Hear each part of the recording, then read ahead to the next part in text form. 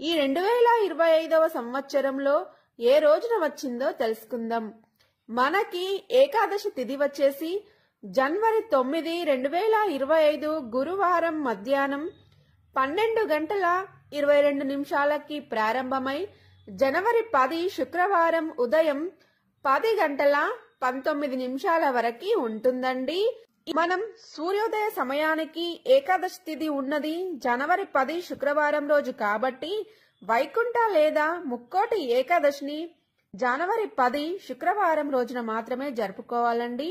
ఉత్తర ద్వారం గుండా స్వామివారిని ఉదయం 3 గంటల నుండి 9:45 వరకు స్వామివారిని దర్శించుకోవచ్చండి. మరి స్వామివారికి పూజ చేయడానికి శుభ సమయం జనవరి 10 శుక్రవారము తెల్లవారుజామున 4:06 నుండి 8:25 లోపే పూజను పూర్తి చేయాలి.